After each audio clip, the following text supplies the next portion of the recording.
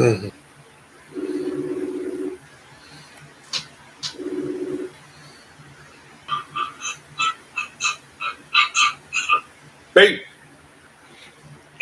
what's up? Yeah, I guess you were right with who DJ was going to keep. Yep. Right. Yep. All right. Well, if we're ready, we can get started here.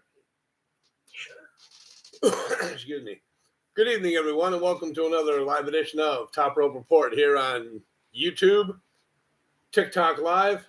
I'm your host, the illustrious Mr. Trivia, and joining me each and every week is my co-host, my tag team partner, my best friend, the best in the business, always the man with the plan, the Nugster Greg. Greg, how you doing?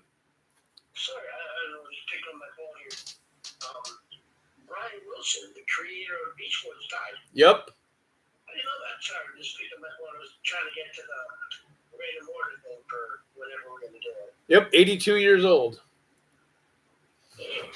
One of the great rock bands of our time.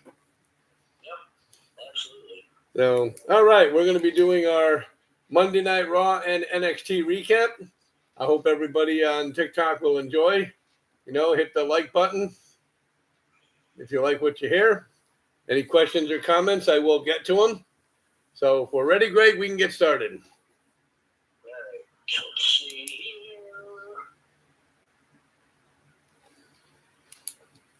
I'm trying to follow you on TikTok sometimes. It's really tough. That's not you. All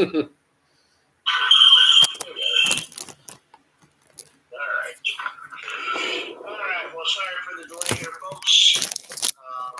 This moment of silence was brought to you by Mr. Trivia finishing last in our last prediction show.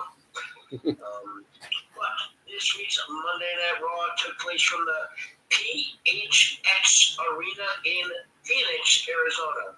Really, really innovative name for an arena when the abbreviation for Phoenix is PHX. So, I mean, come on, come on, guys. Get original. A little bit more original. Right. And in anything Top Rope Report, anything and everything, Monday Night Raw, we start off with Mr. Trivia. And this week's Monday Night Raw started out with John Cena kicking off the show.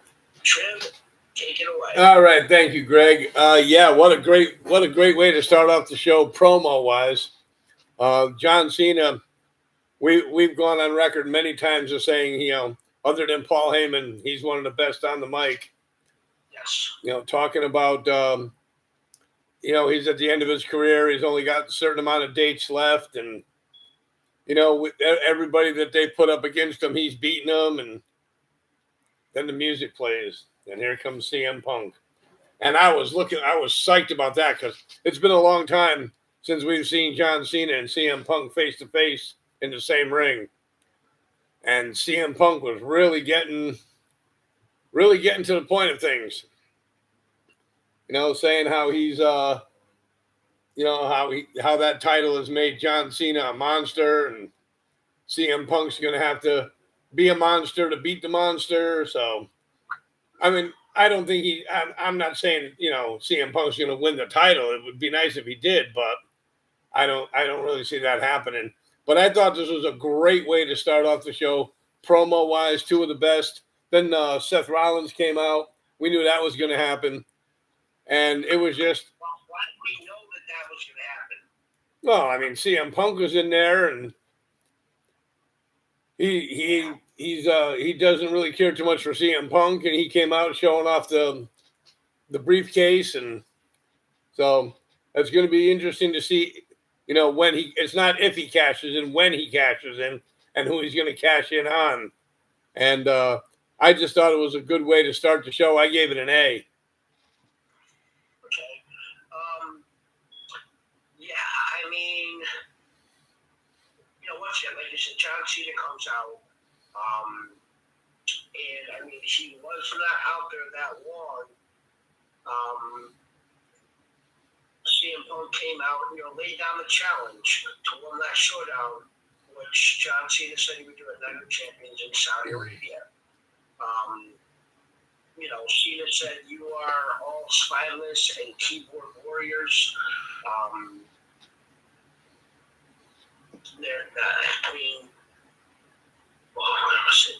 you, CM Punk said, "Are you comfortable, John? Because I have a lot of things I want to get off my chest.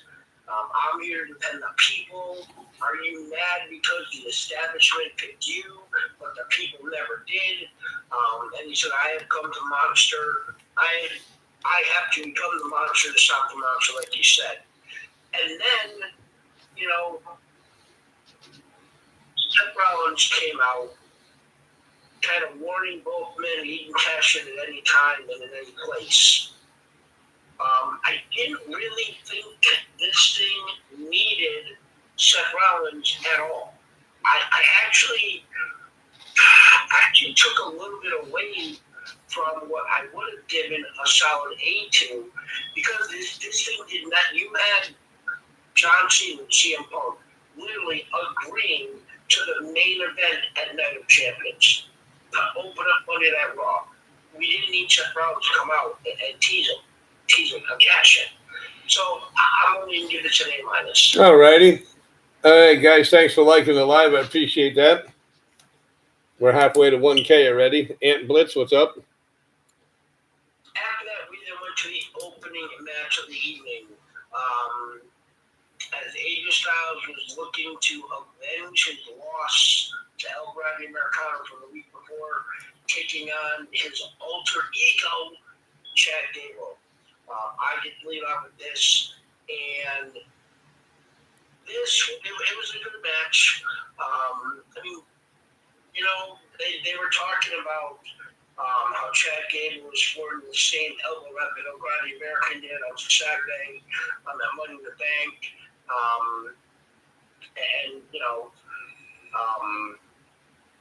And that's great friendship. Just Pat McAfee still trying to sell the idea to people that El Grande Americano and Chad Gable are two different people. It's just great.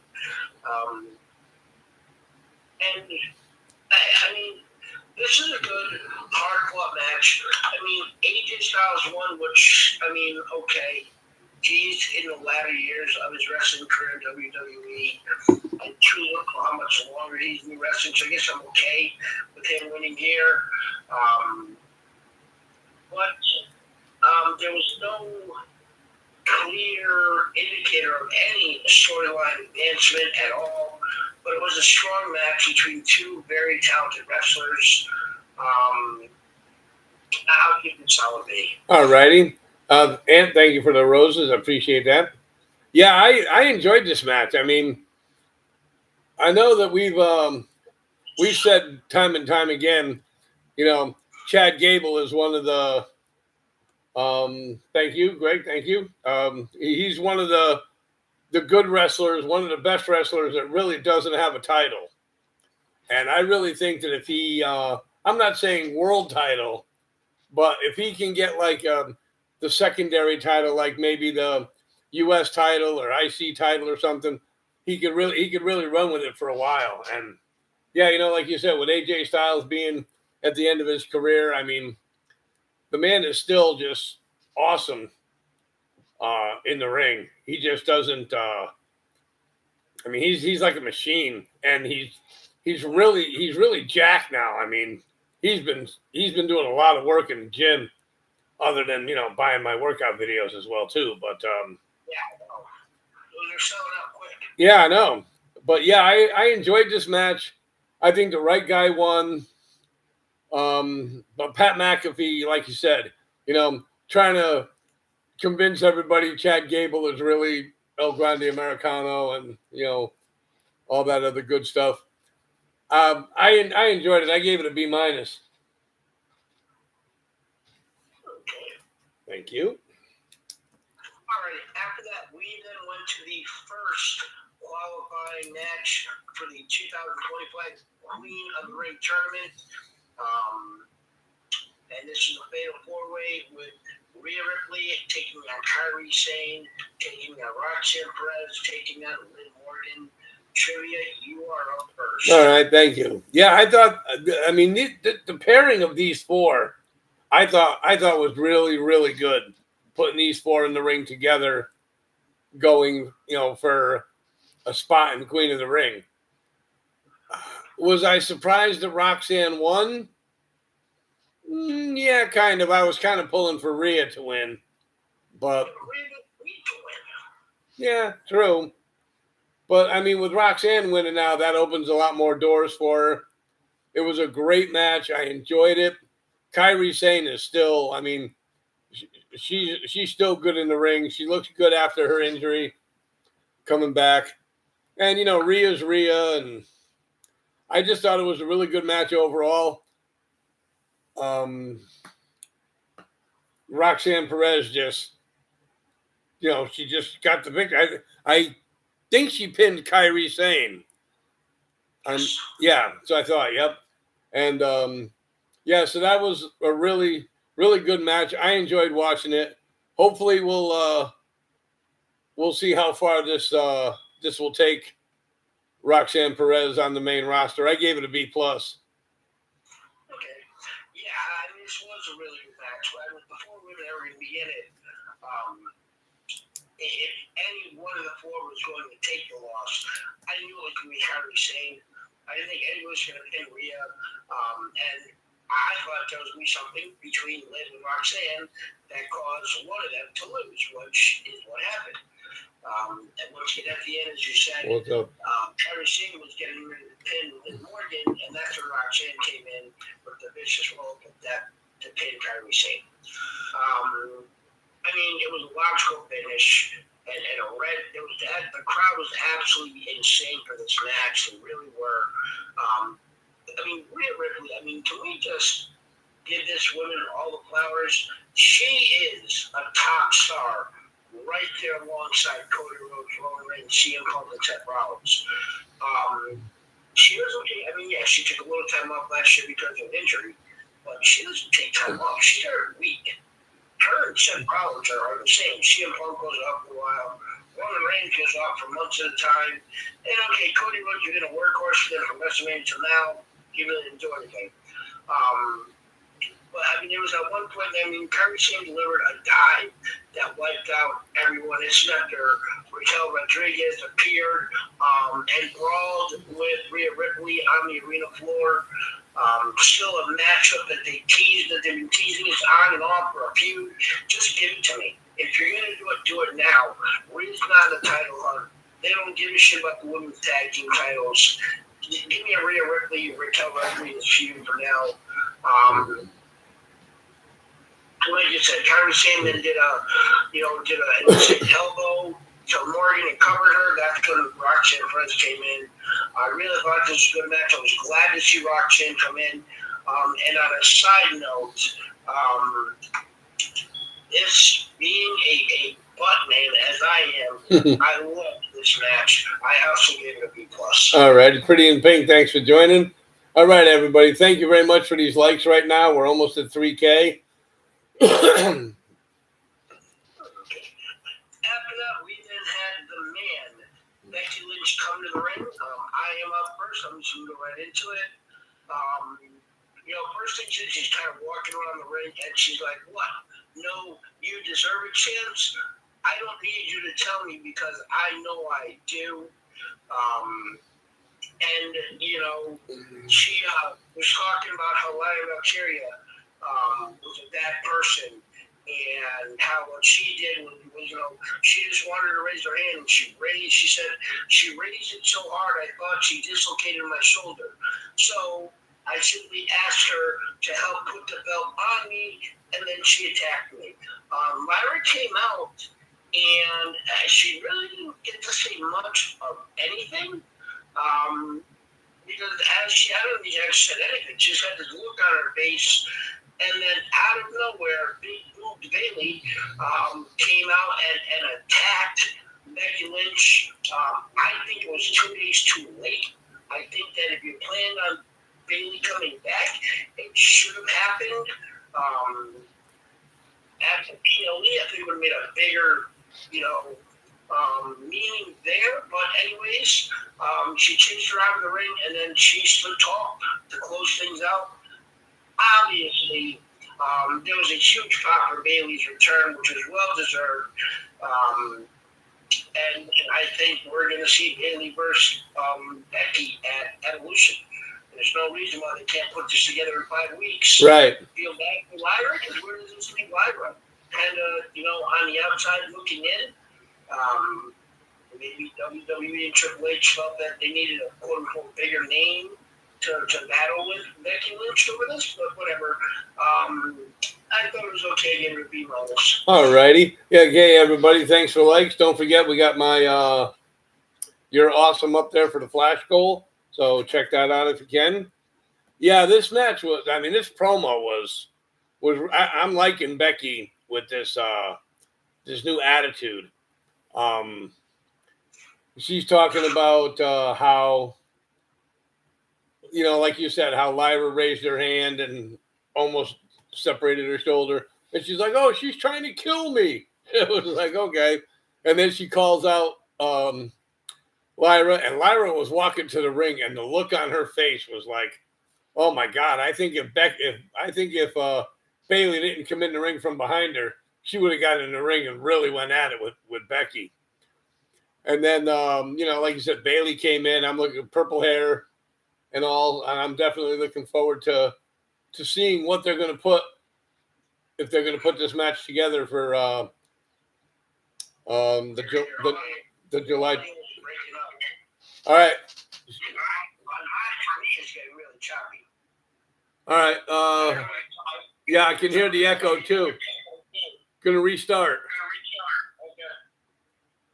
Every time we restart, we end up having good success on the restart. So bear with us, folks. Everybody that's on TikTok still remain on TikTok, please. What's up there, FW Nick?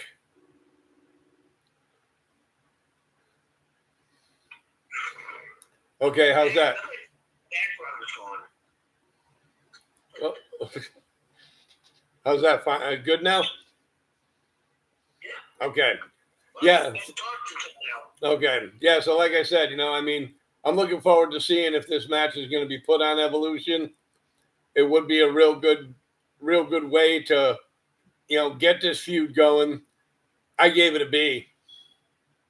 Okay. All right. Did you rate the thing with R-Truth? No, I didn't. Okay. We can talk about it though.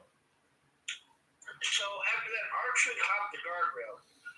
We can just talk about it. We don't have to grade. What the fuck is going on with this thing? Hold on. Let's go back to whatever. Okay, guys, need one more awesome to get the flash goal hit. And this was his first time, obviously, since Money in the Bank. This was the first one since Money in the Bank. He credited the band for bringing back, but warned that while he was back for them, he is back for himself too. Don't let nobody tell you your voice doesn't matter. R-Truth can be funny, can be too funny at times. R-Truth can be too nice, and he's too forgiving. Not me. R-Truth, the truth that set me free. I am Ron Killings, and the crowd exploded. I am the truth, the whole truth, and nothing but the truth. Now put some respect on my name. For those of you that remember his early run in TNA and NWA, this is what he was before he came to WWE to be R-Truth. So what are your thoughts on this? The guy stood up there and cut his braids off. Yep. On live TV. That was, you can't do that over. Like, wait a minute, hold on, shoot up. He cut his fucking hair off. Right. Yep. Impressive. Exactly. Ant Blitz, thank you. You already had the one. I got to have a different one. Put it up there. But yeah, I was glad to see Ron Killings. I've seen him in TNA. I've seen him in NWA, and he's been multiple champions. We've said it before. I think he's a future Hall of Famer. But I mean, are we going to see a face Ron Killings or a heel Ron Killings? If you go, I think he has to be face, can't be heel. When the crowd loves him and cheer for him, I mean, WWE's stupid to make him heel. right. So, yeah, it's windy here. I'm not in the Bahamas, by the way. Yeah, I thought it was really good. You know, he came out, had the scissors in his hand, goes in his pocket, has the scissors in his hand, and Michael Cole had that look on his face like, you know, hope he's not going to stab me or something like that. But yeah, like you said, you know, he cut his braids off, and here, no more R-Truth. We have Ron Killings. Yeah, it was great. It was great. Yes, it was. And I'm looking ever so forward to. First, I want to see what the extension that he got was. I don't care about the amount of money, but I'd like to see. I haven't seen anywhere as to how long he's been re-signed for. Is it 3 years, 1 year, 5 years? Don't know. But yeah, I'm glad that you know, because sometimes the WWE does stupid things. Yep. And this was one of them, letting him go. And if it wasn't for the fact that the fans, I mean, we all yelled and cheered and screamed and wanted him back, so he's back. After that, we went to the first men's King of the Ring qualifying match, where it was Sami Zayn taking on Penta, taking on Dirty Dominic Mysterio, and taking on Braun Breaker. I get to lead off for this Thank one. you for the follow. Braun Breaker dominated early. I mean, he was unloading on his opponents. I mean, with an explosive offense that has really just become what he does. Sami Zayn and Penta kind of fought back, you know, tried getting the crowd back into it, and then he just cut them off with more. As the action evolved, the three opponents kind of neutralizing Breaker and teeing off on each other. There were several near falls until Ortega unloaded a spear on him, and I got unloaded on a spear by Braun Breaker. I really hope the man went to a urgent care or something to check those ribs. Then LA Knight came out of nowhere. Kind of got his revenge on Breaker, giving his BFT right outside the ring. Back in the ring, Sami Zayn delivered a haluva kick to Rey Mysterio and got the win to get his victory and advance to the semifinals of the ring, King of the Ring. And this was, the only thing I didn't like was a champion in the King of the Ring tournament in a non-title, that was the losing title, takes the pin. Right. I mean, you very easily could have, and they've had history in the past, you very easily could have had LA Knight throw Braun Breaker in, have Sami Zayn give him the haluva kick, and then get to win that way. Not going to hurt Braun Breaker, because I didn't understand that. Right. You know, cheer him or not, but Dominic Mysterio remains the measuring stick for slimy and sneaky heels, although he gets cheered immensely loud now. But I really like this. I wouldn't give it an A, but I didn't like the end, so I give it an A minus. All right. Hey, Flawley, how you doing? Thanks for coming in. I'm doing well. You're working while you're on vacation, huh? Okay. Yeah, I mean, I was kind of surprised that Sami Zayn won. I was looking at it like, I don't know why they didn't have Braun Breaker win, because he's so big right now with Seth Rollins and Paul Heyman, and LA Knight kind of put the kibosh on that. But yeah, I thought it was a good match. Sammy is now, you know, moved on into the King of the Ring. Be interesting to see the next pairings they have. But yeah, I thought it was a good match. I mean, Penta was there. Dominic Mysterio, like you said, I don't know why they had a champion in there taking the pin. That just makes him look weak, and he's a real good champion right now. But yeah, I thought it was a good match. Nice 4-way match. I gave it a B+. Okay. Did you grade the Nikki Bella thing? Yes, I did. Okay. So after that, we did have the Hall of Famer Nikki Bella come to the ring.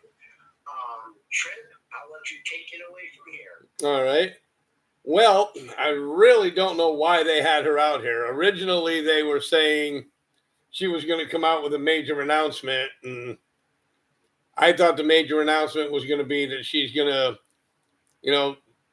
be at the Evolution Premium Live event, and she just started talking about the women's roster, and then Liv Morgan came out and told her, hey, I got three things you don't have. I got a championship. I can't remember the second one, and she's like, and I got a man. So, and then she ended. What's that? I'll tell you what she said. Okay, and then she proceeded to attack Nikki Bella. I mean, I don't think that they're bringing Nikki Bella back for anything specific as far as matches go. But yeah, I could have done without this. I gave it a C plus. Okay. Yeah, so what she said exactly was I have everything you don't. I have respect, I have a championship, and I have a man. She said I'm just trying to figure out who he belongs to. Talking about Dominic Mysterio, you or Roxanne Perez. And basically what this was, she came out and WWE started to build the hype for the Evolution Premium Live on July 13th. And Nikki Bella brought that up. Once again, after Morgan and Nikki exchanged some verbal shots, she got the oblivion from Liv Morgan. And in my opinion, it's now a build for a high-profile matchup between Nikki Bella and Liv Morgan at Evolution. Do I want to see it? Not really. But they're going to try and get as many quote-unquote big names on this as they can.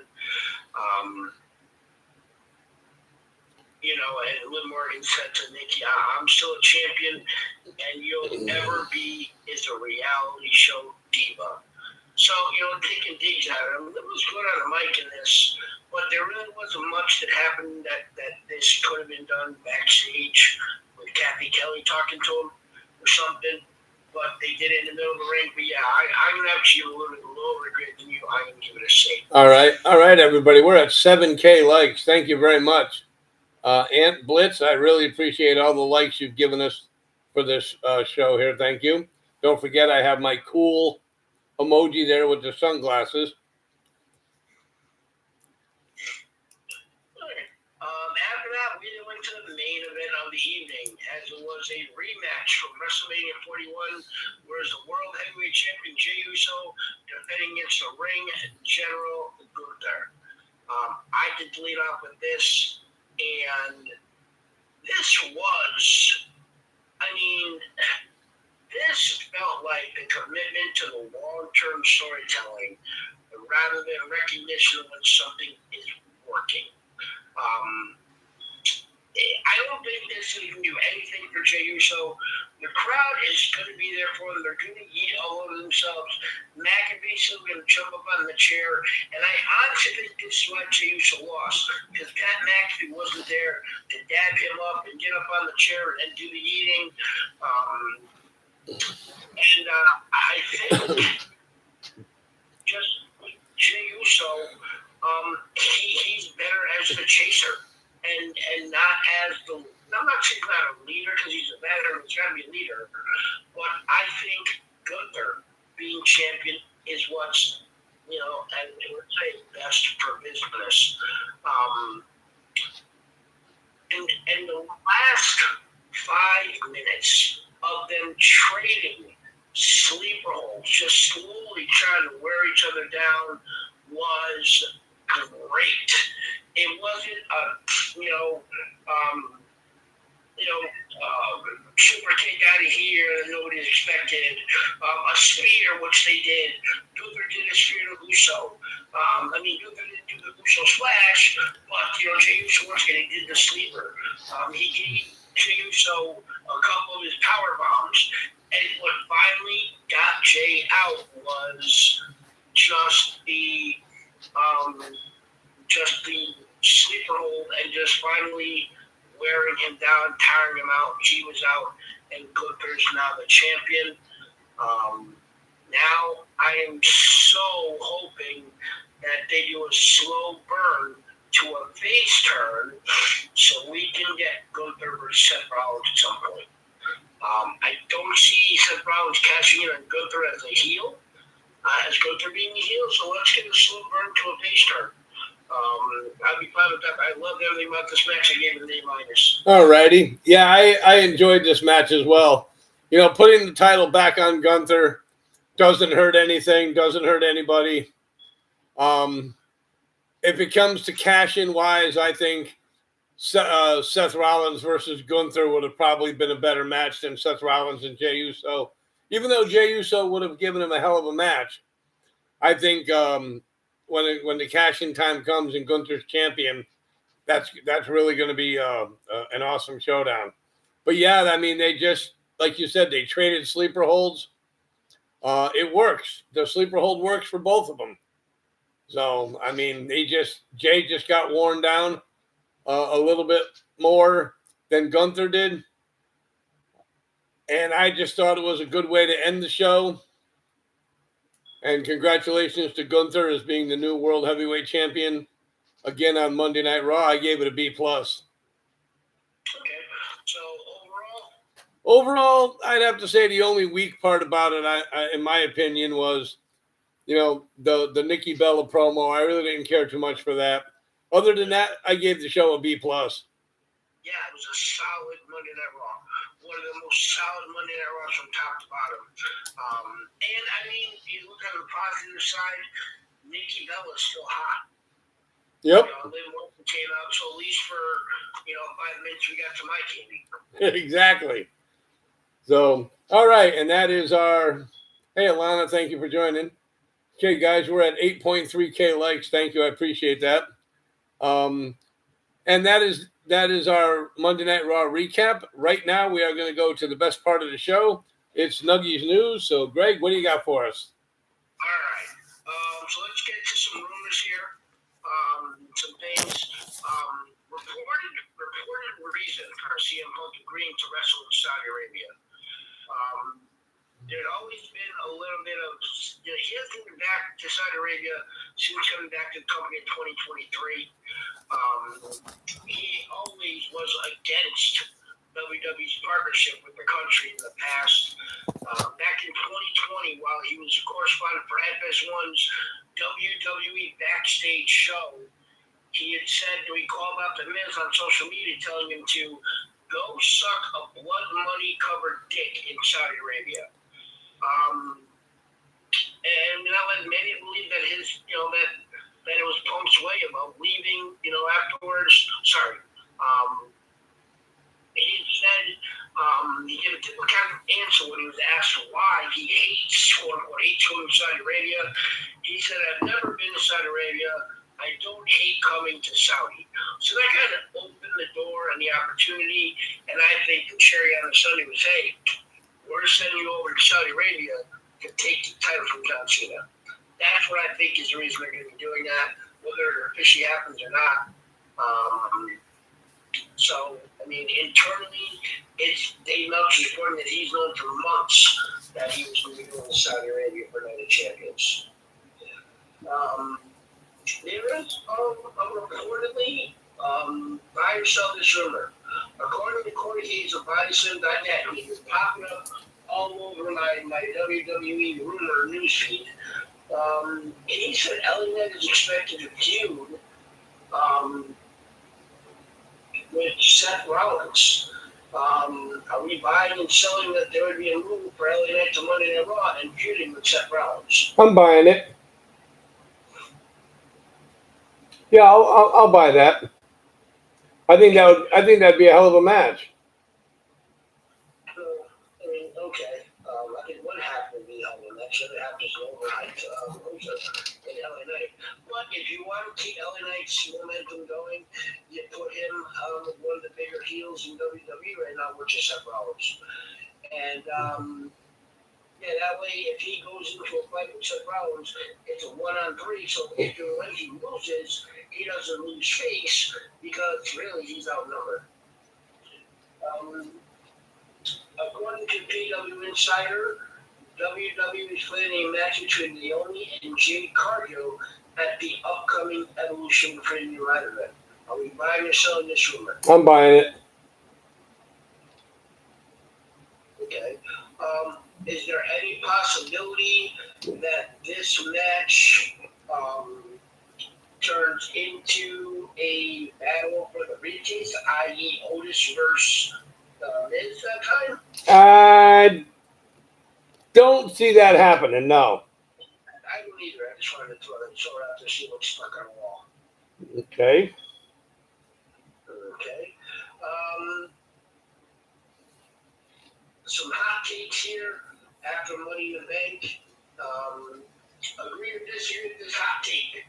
Naomi was the most deserving of an overdue Money in the Bank win. Agree. I agree. Everything she's done. She's 37 years old. She's been in the company now for on and off for 15 years. You know, she had that little glint with her and Sasha Banks when they took them all and went home. But I think she definitely deserves it. Yep.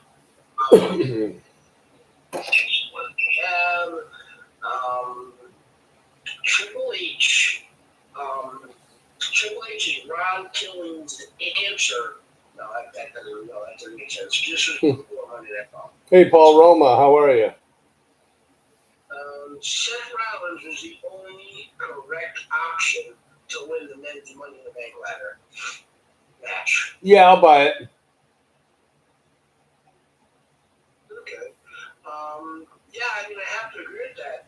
Because I think, once again, with the whole group that he's got going on and his ability to, there's a match, the title match, and his music comes on, that's going to fuck people up in the head.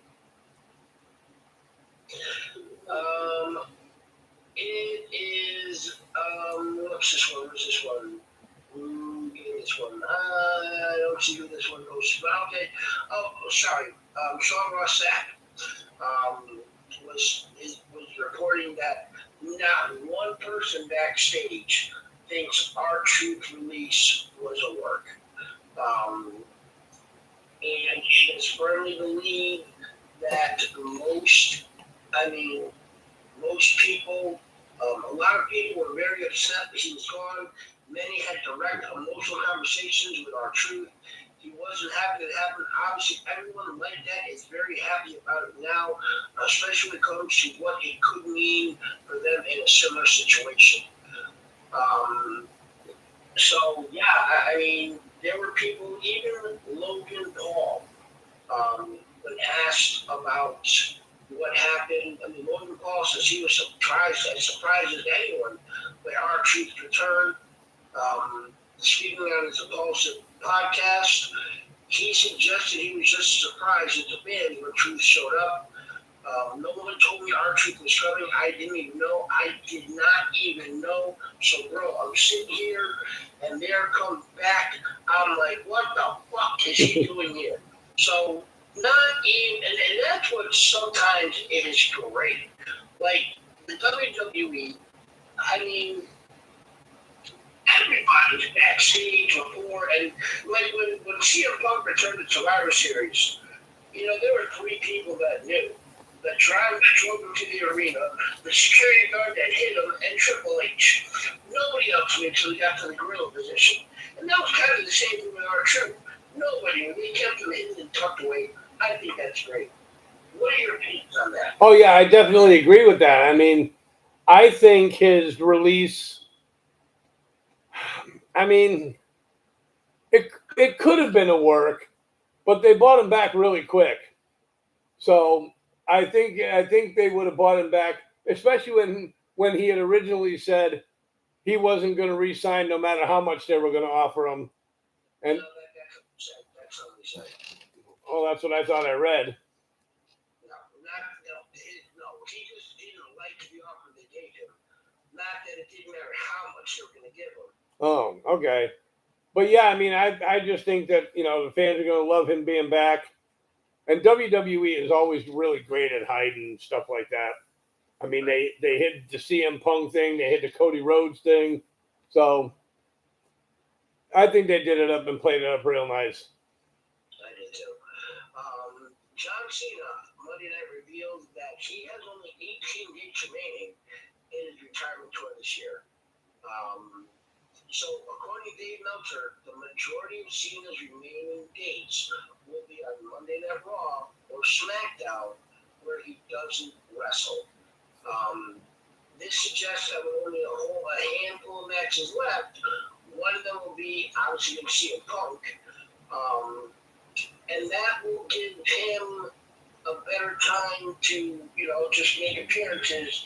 And I think their point is to make that one last match that he has that much bigger. Um, and again, according to Dave Meltzer, um, he expressed his belief that Cena will turn babyface at some point, which would lead to his final match being against a big-time heel. So, Mr. Trivia, Michael Kanata, who would be this big heel for John Cena's last match in WWE? Well, I think if they turn him heel, then I think the biggest one to turn heel would be Randy Orton. Okay. If not, maybe we go with a Seth Rollins. I think either one of them would be a viable choice. So, is there any chance, not that you were making, but is there any chance that WWE would want to book the quote unquote biggest match possible for John Cena's final match? And being one of the biggest heels WWE has in Dwayne The Rock Johnson? Yeah. Okay. Yep. I think that would be, especially if he turns face and then goes against Rock and it's like, well, you sold your soul to me, and now you turn baby face again, and now they're gonna have a match. Yeah, I would see that. I'm going to take this against you. I'm going to beat you. You're going to go down in history as losing your last match against the final Yep. boss. And Blitz, thank you very much. Yep. And they have here a predicted card for the King and Queen Premium sorry, Night of Champions Premium event. So I'm going to give you the matches and let me see what you think about them. Okay. Should you pick this possible? And then on the other side, how excited would you be? The first one, it's hard to say, King and Queen of the Ring finals. They don't give any names as to who's in the finals, but what I will tell you is the matchups of the qualifiers. The matchup this Friday on SmackDown is a fatal four-way with Aleister Black against Carmelo Hayes, against LA Knight, against Randy Orton. The winner of that match takes on Sami Zayn in the semis. Next week on Raw, the fatal four-way is Bronson Reed. No, sorry, next week on SmackDown, we'll do that one first. Andrade versus Cody Rhodes versus Damian Priest versus Shinsuke Nakamura. Okay.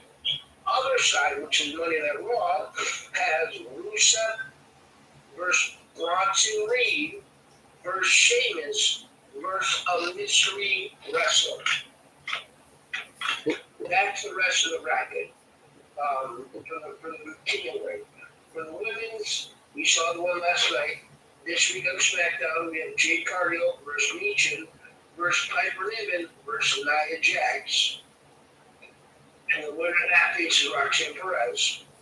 Then the other one for SmackDown is Alexa Bliss versus Candice LeRae versus Chelsea Green versus Charlotte Flair. Ooh. Yes, it is. Okay, that's the same as the money that Yep. we're this month. WrestleRant, thanks for joining.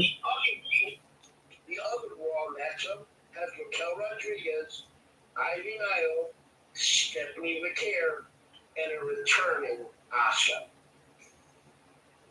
Okay.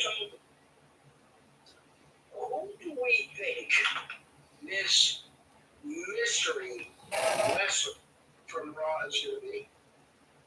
Any clues where they may go with it? Could Well- it be a previously injured wrestler probably coming back? Well, WrestleRant says should be Karrion Kross. Be Karrion Kross. But I don't think, and if it was going to be Karrion Kross, I don't think that would be a surprise. Maybe Ilya Dragunov. I was thinking Ilya Dragunov. Yeah. Yeah, I'll be there, WrestleRant. I know I've seen people say that maybe this is when somebody from like a Trick Williams gets called up from NXT, but I don't think you're going to call him Trick Williams, put him in a match like this, he's not going to win. Right.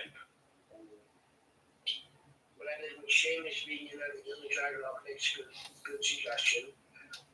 And then, sorry, hold on, my head hurts. Somebody said that because this matchup is a championship in Saudi Arabia, and they love him over in Saudi Arabia, that, sorry, I get this headache. That it might be Goldberg, and then win the semifinal match, and then takes on Sami Zayn in the final in Saudi Arabia. And then when he wins that, he goes up against Gunther at SummerSlam. That hurt my head. Don't worry, Greg's head won't explode, everybody. Don't worry. They predict is a women's tag team title match. Liv Morgan and Raquel Rodriguez defending against Kairi Sane and Io Sky. Okay. Likelihood in the center level. Likelihood, I'll go 6. Okay. Excitement level, I'll go 8. Okay, likelihood I'll go 4 only because there's nothing showing that Io Sky and Kairi Sane are going to tag together. And excitement level, I'll go 7. Okay. Next one they have, World Heavyweight Championship match. Kind of a rematch, but Jey Uso versus Gunther versus Logan Paul. Likelihood, I'll go 7.5. Excitement level, I'll go 6. Okay. And then the last one obviously won't happen. In Undisputed WWE Championship match, Ron Killings versus John Cena. Obviously, we're not going to see that. And do we want to end up letting news with the random draft, or do you want to wait till after NXT? We can do it now. Okay. So for those who don't know, we do a fantasy wrestling thing. The 5 of us are part of the top rope, and we do a random order for the draft order. So right now, listed on the phone, I don't know if you can see that or not. No, it's very blurry. Up there we go. Can you see it from way back here? Yep. You can read that? Yep. Trivia, Nuggy, Mr. 24/7, Mrs. 24/7, and Little Nug. When I press this little random thing down here, we're going to try to do. All right. We'll change order. Not yet. Nope. No, you're not hitting it. You're above it. I can go. This one I don't do this live. All right. And there we go. All right. There's the order. There's only 4 names listed there, though. What the fuck happened? How did I get deleted? Gee, the best one got deleted. That's why I'm champ. Yeah, I'm trying to make me go last. Everybody, thank you very much for the 10.6K likes. I appreciate you all. Let's see.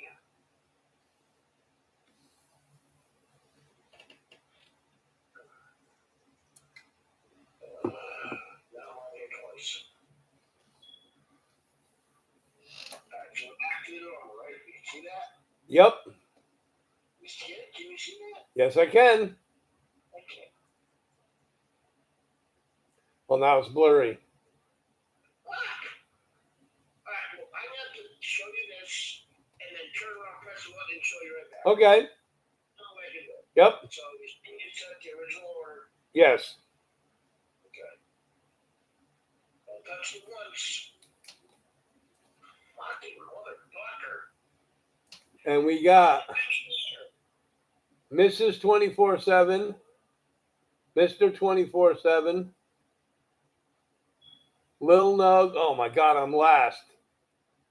Nug and Trev. Okay. I will screenshot this and put it in our chat. So that's the official draft order for draft Sunday morning. Yes, Sunday morning we will be on here at 9 a.m. doing our draft. So anybody wants to tune in and let us know what you think of our picks. All right, and now we turn the reins over to Mr. Trivia with some independent news. Thank you, Greg. Yeah, June 14th, this Saturday, in Gales Ferry, Connecticut, presents Outcast Pro Wrestling at Ledyard Middle School in Gales Ferry, Connecticut, wherever the hell that is. Richard? I tell you this every time you say that. It's over in Groton, Connecticut. Oh, okay.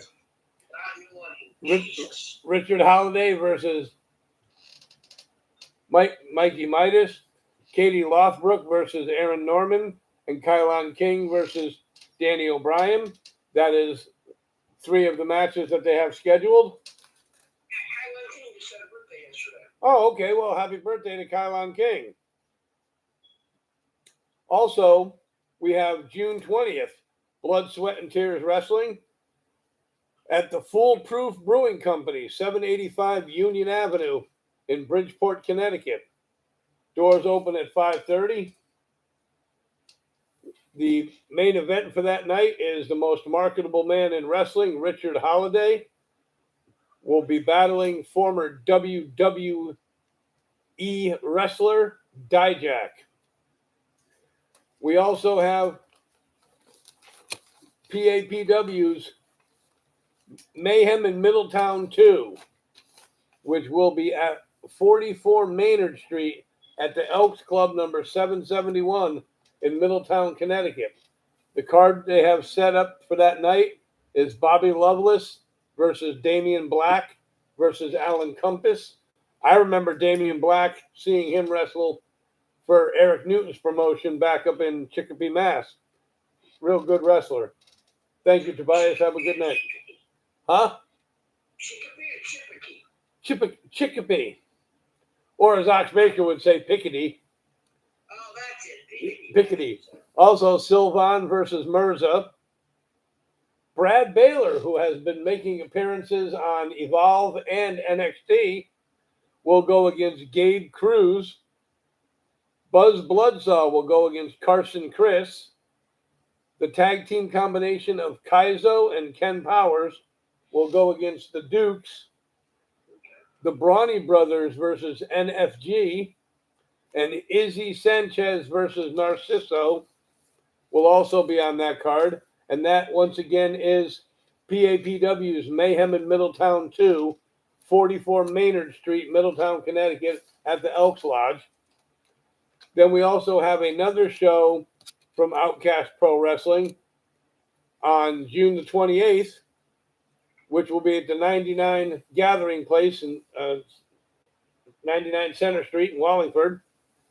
5150 against Bull Dread will be competing in a Fans Bring the Weapons match. Tickets are $20 for general admission, $12 students and military, and under 7 get in free. Excuse me. And also a new one that I just got today, July 12th, New Order Wrestling will be appearing at 250 Albany Street in Springfield, Mass.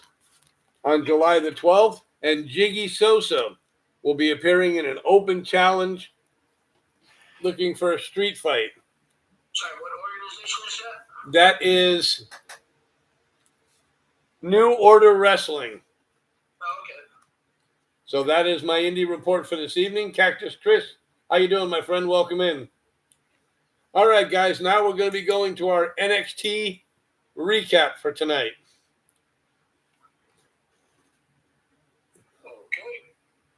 So I just had to respond to Mrs. 24/7. Yeah. Well, I mean, after you're the two-time defending champion, maybe my first round pick will be Tozawa. Greg, before we get started with the NXT recap, I'll be right back real quick. Before we get started. Yeah, pull the shorts up. We don't need to see no ass crack. So I don't know how many of you on TikTok can hear me. I don't know how well you hear me at all. But, yeah.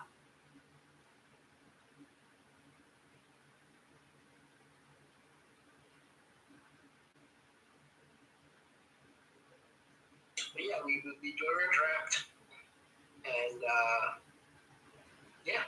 That'll be something. I've won the last two seasons. First season, I was in the championship, lost to Mrs. 24/7. And then each of the last 2 years, me and Mrs. 24/7 have been in the championship. So, we're dominating this competition. And I plan on dominating again. And not really any of my trade secrets or any of my draft analysis or anything like that. I give any of my tricks to the trade, but I think this is 24/7. Like I said, we've not gone head-to-head in 3 years in the championship. I won the last two.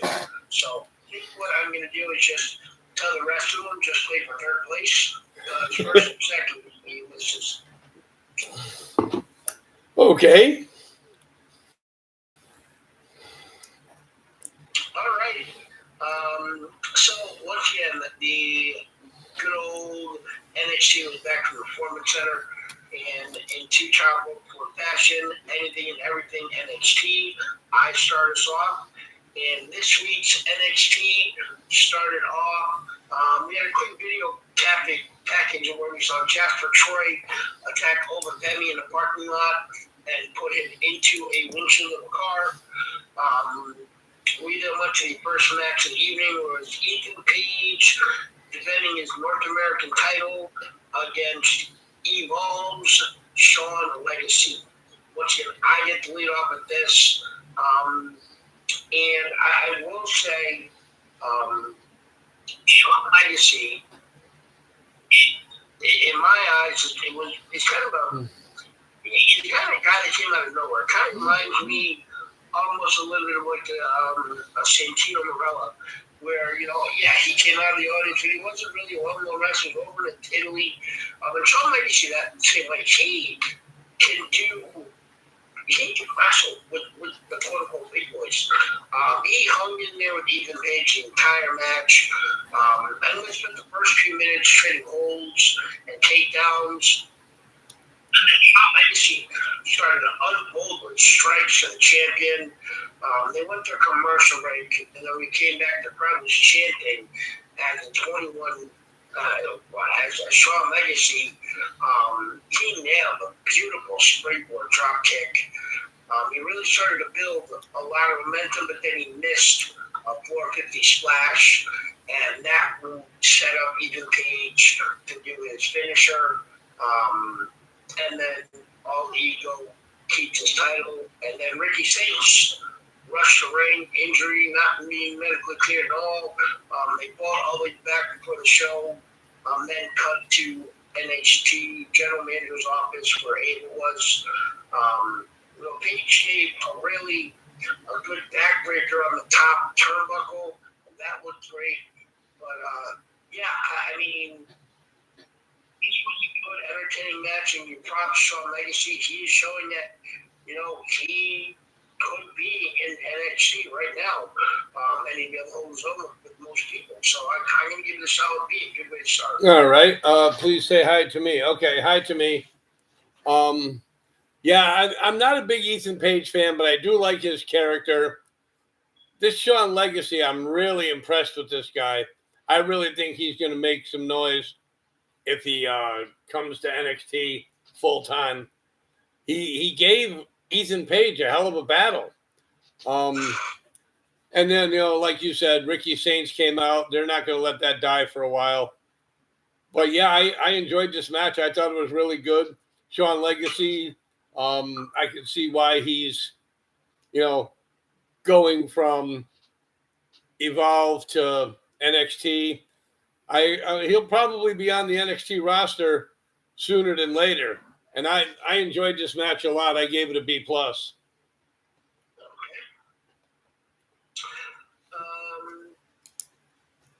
I saw a backstage segment of Casey Jane where she was talking to him about who her next challenger would be, she then got confronted by Laney Reed, where she agreed to take out Laney Reed later in the show. We saw Izzy Dane explain why she attacked Brooks Jensen.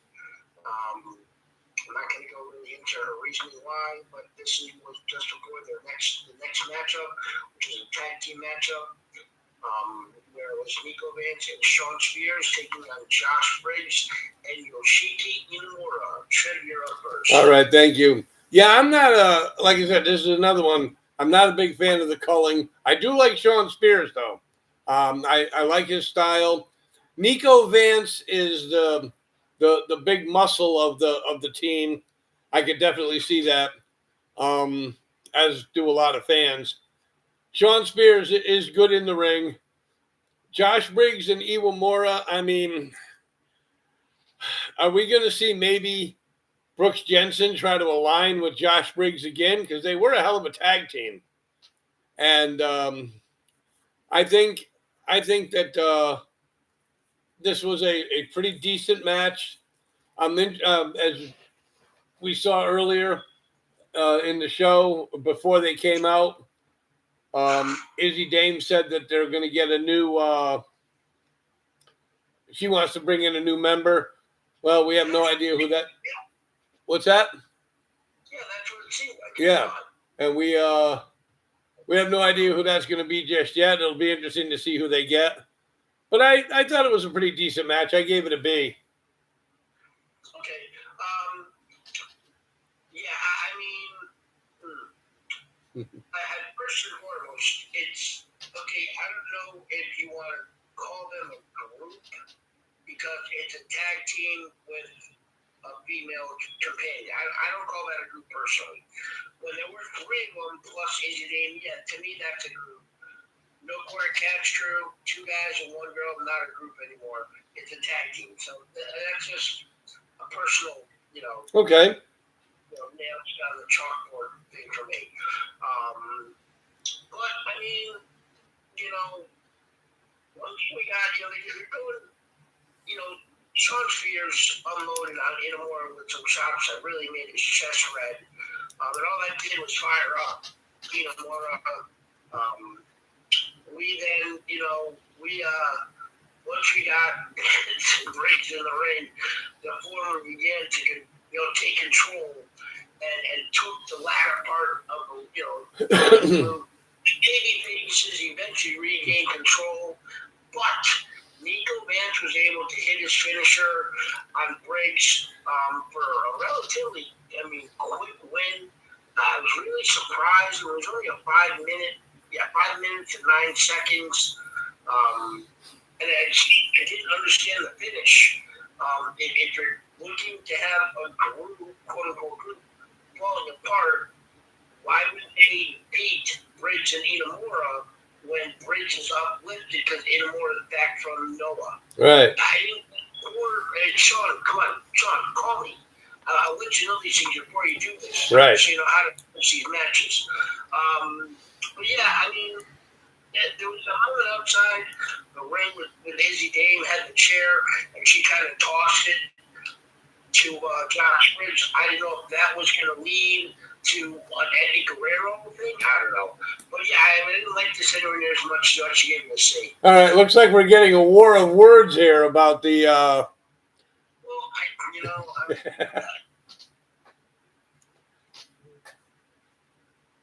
oh, okay. I'm just sitting back because I got last pick. Boo! But I do get last, and then the next one after it. So. 2 picks in a row. Yep. I mean, that's. I mean, if you want to trade spots, I'll give you the 4th spot. I'll take the 5th spot. That's all right. All right. Hey, Angie. After that, we went into a matchup that came out because Last Legend had gotten Harden and Ren Sinclair backstage when Zarya and Soluka were kind of doing a little TikTok thing, and then they decided to film the drama. So that was a matchup we got to next. And I mean, this was a typical Last Legend match where she had the significant power advantage and used it for victory. But Ren Sinclair used her speed and her wrestling ability to really kind of even the playing field. For what was a really crappy, quote-unquote, crappy match, in my opinion, Ren Sinclair, I mean, for the 4 minutes she was in the ring with her, she did rather well.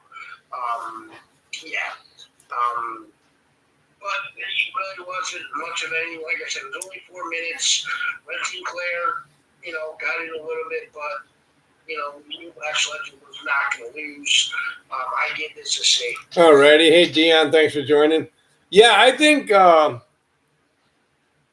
Last Legend is main event roster ready right now. Ren Sinclair is getting better and better. Main event ready? I mean, main roster ready. Yeah, that's what I meant. Yeah, Okay. I think she is. Ren Sinclair is getting better and better each time I see her in the ring. I mean, she's not a superstar that's going to be grabbing title after title now. Eventually, maybe they might get something to her. That was break you all. So, but yeah, I mean, I could have done without this match. It really wasn't that, for me, really wasn't that good. We knew Last Legend was going to get the W. I gave it a C+. Yeah, and just for official scorebook reasons, you did not finish in last place last season. No? Drew did. Oh, okay. You lost in the first round of the playoffs to Little Mug. Boo. My one. But little Nug got hot towards the end, so. We then saw a little video package where NXT revealed the official name of Mariah May to be Blake Monroe.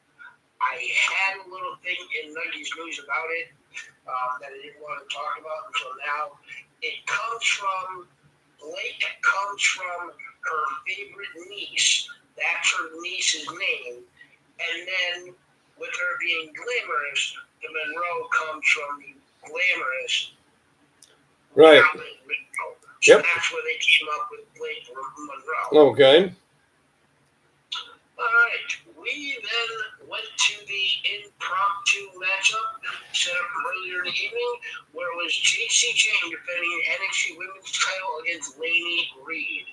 Trivia, you're up first. All right. Well, I didn't know what to think of this match. Hey, Dom, thanks. Nick, thank you for joining. FW Nick is another big wrestling guy I talk to on here.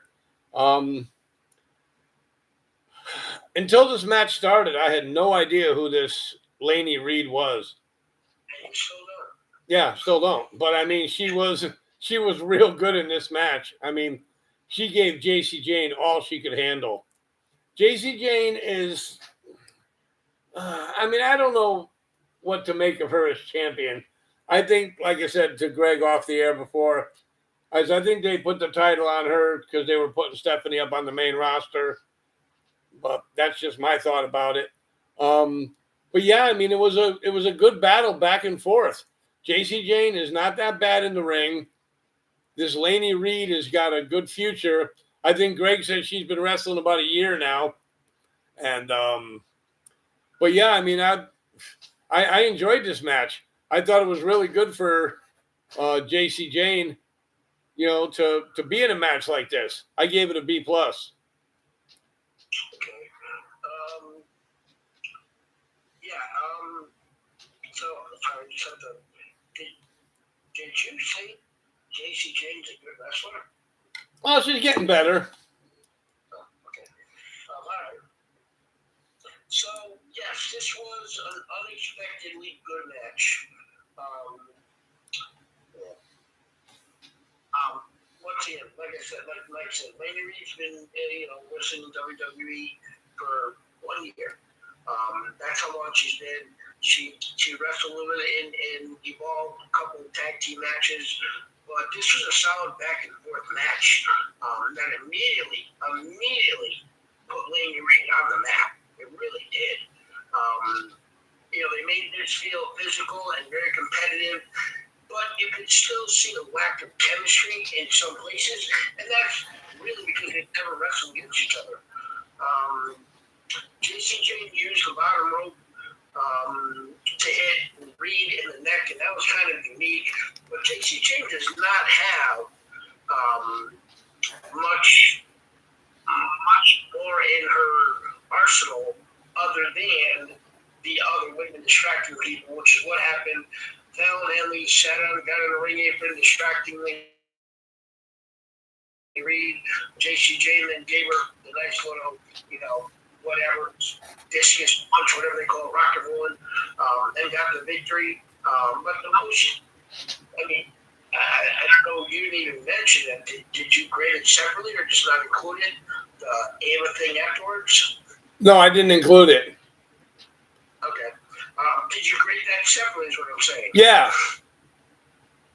Oh, okay. All right. So the overall match, I gave a C+ to. Okay.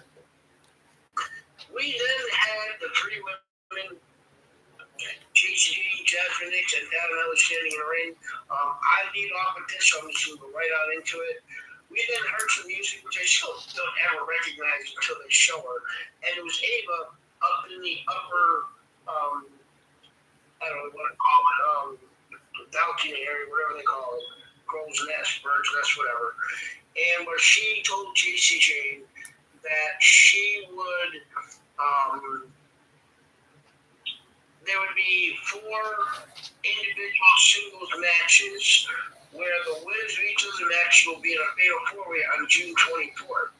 And whoever wins that match gets a title match against her for the NXT Women's Championship at Evolution.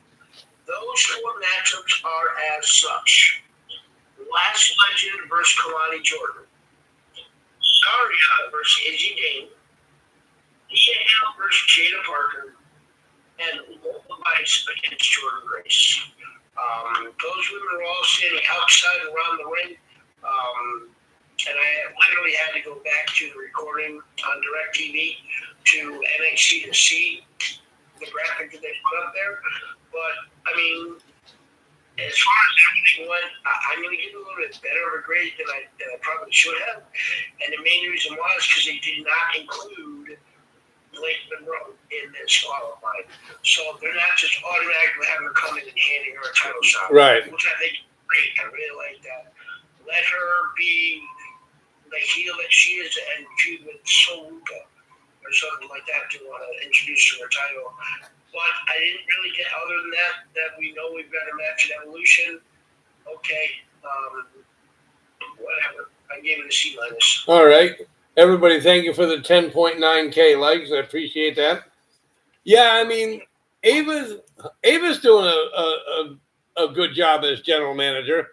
Obviously, they found something for her to do because she couldn't wrestle worth a damn. But yeah, this is going to be interesting. Those matches that they have put together. I think some of them are kind of a mismatch. Like Lash Legend is going against who did you say? Kalani Jordan. All right, Kalani Jordan. I think that one might be a little bit of a mismatch. And then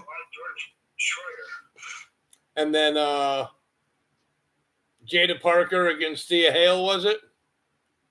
Yep. All right. So okay, I guess they could be some good matches. And then they have them, gonna go against JC Jane for the title. I mean, if I had to pick one to win the whole thing, I mean, I told Greg earlier I'm probably gonna go with Zarya.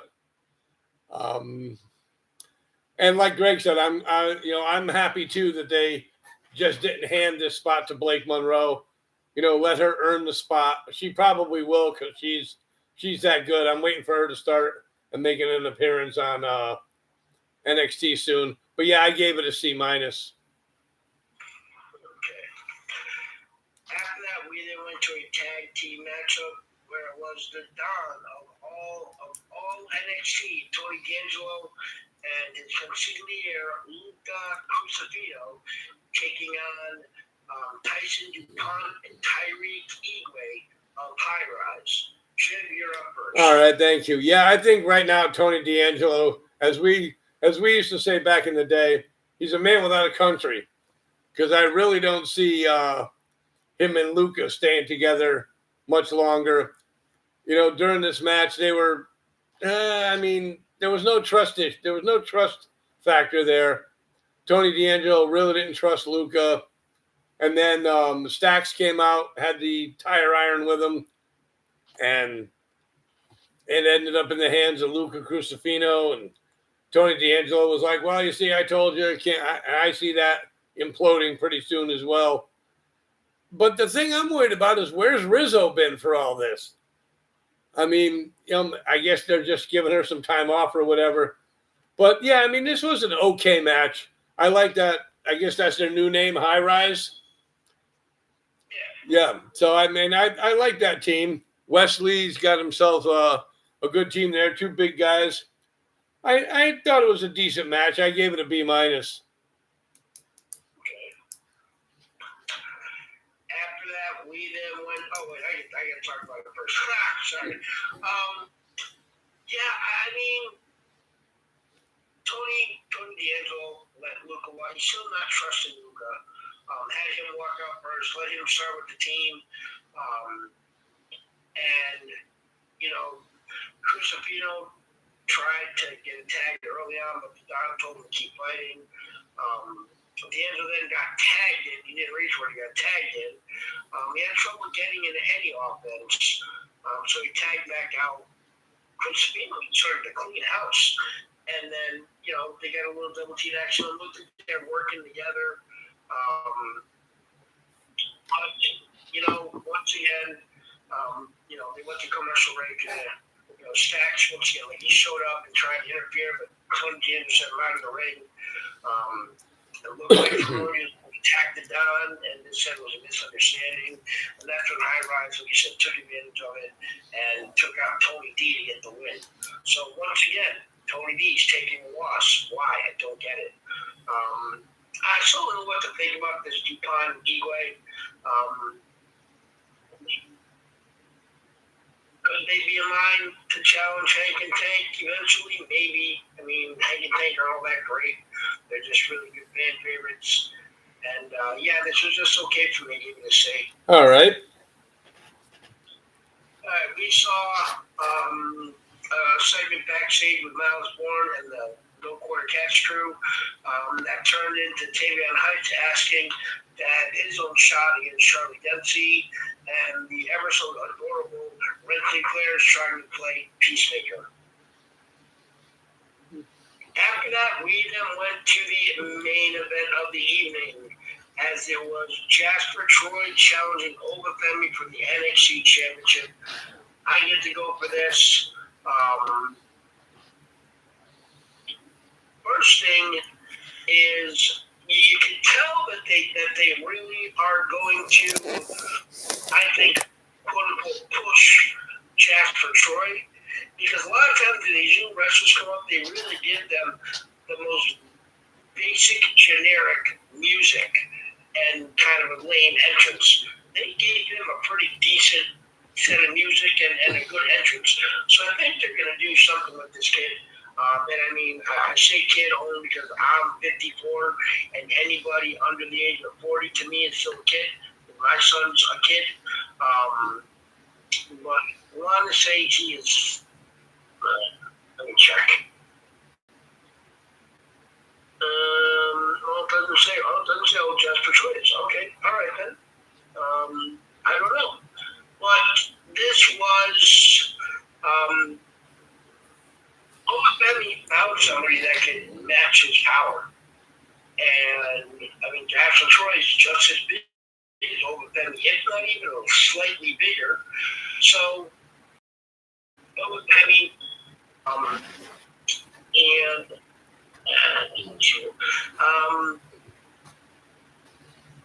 yeah, I mean, it was a good match. It was a hard-fought match.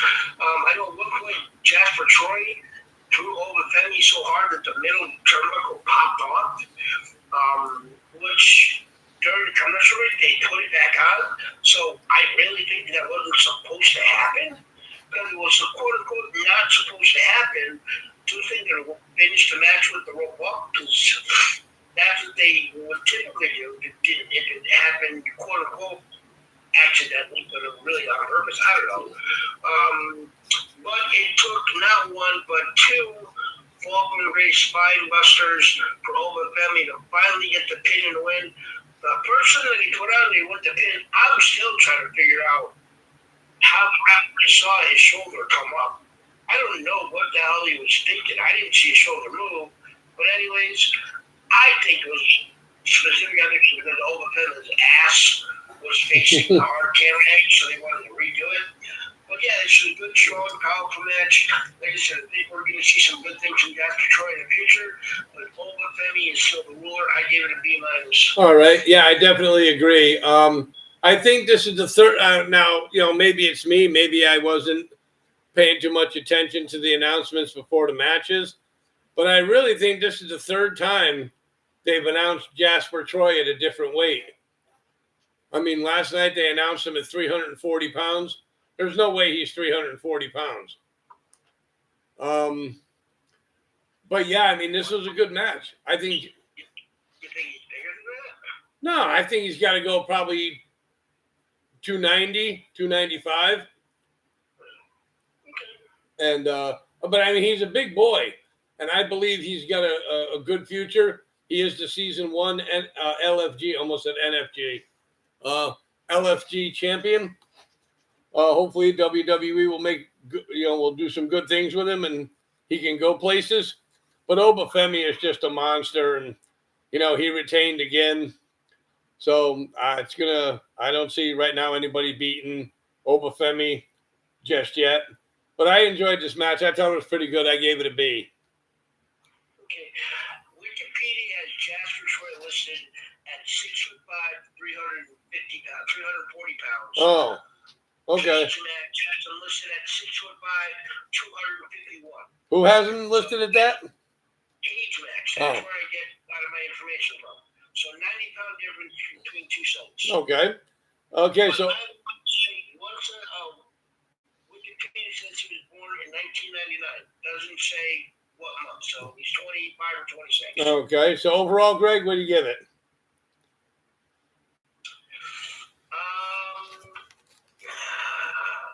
I mean, a C plus.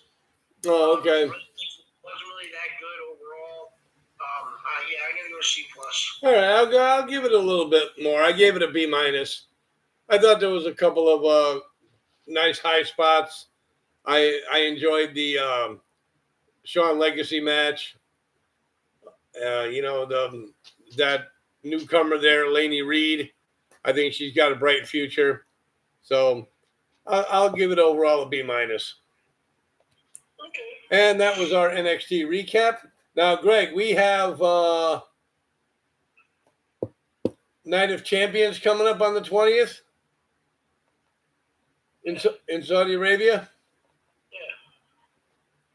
Yeah. All right. The 20th of this month, WWE will have their PLE from Riyadh, Saudi Arabia. Night of Champions. June 28th. or June 28th. Excuse me, June 28th. Yeah, I really don't. The only thing we know, right, is just John Cena versus CM Punk. Is that official or?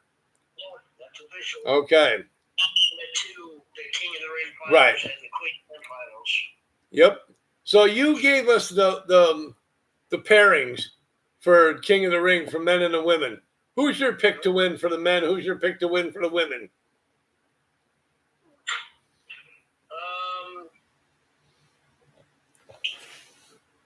For the men, I'm actually going to go.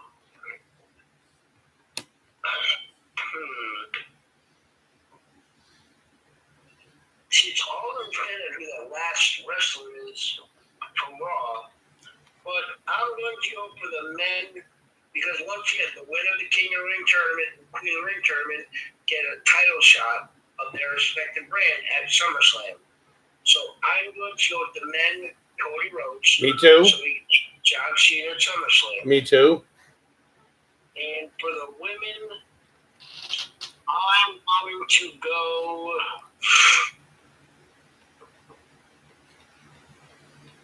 Stephanie McCann so she can take on the Io Sky. Yep. Exactly who I would pick. Exactly. Tricks, I am not on the beach there. That's just the background there. So, but yeah, I mean, I think that's going to be a good King of the Ring, King and Queen of the Ring. It's going to be nice. Now, in the matchup with Alexa Bliss, Candice LeRae, Charlotte Flair, and Chelsea Green, who do you see winning that match? Because the winner of that match goes up against Stephanie McCare. Excuse me, Charlotte. I think Charlotte's going to win that one and go against Stephanie McCare. Okay. So you think Charlotte's going to put over Stephanie McCare? Yep. Okay. I do. I disagree. I don't think that they will. I think Candice LeRae is going to take the loss. Charlotte Flair won't take the loss. She won't get the win. But I think Alexa and Charlotte are going to take themselves out. And I see it being Chelsea Green against Stephanie McCare. Oh, okay. All right. And then Jade Meacham, Nia, and Piper Niven. Which again, the winner of that faces Roxanne Perez. I'm probably going to go with Jade for that one. Now who? It'll be Nia Jax again. She'll win that match. Because Naomi in a four-way, no DQs, Naomi will cost Jade Cargill the win. Oh, okay. Setting up Jade versus Naomi at Evolution. All right. I can see that happening. Hey, Tyler, thanks for joining in. All right. So don't forget, guys, this Sunday, 9 a.m., we will be on here for our fantasy wrestling draft. Yes, we will. Everybody, if you're available, tune in. Let us know what you think of our picks. So, Greg, anything else? Scoring is going to be different this year. The first three seasons, we did head-to-head. We only have 5 people on our top report thing now, so now it's just going to be, accumulated points throughout the week, and it's going to be the same way. We rank it reversed, just like we do in our prediction shows. The winner, there's 5 of us, but the winner gets 6, they get the extra points they won, and then second is 4, third is 3, fourth is 2, and last place is 1. Okay. And at least 1 point for just having a squad. Right. And then after 20 weeks, whoever's accumulated the most points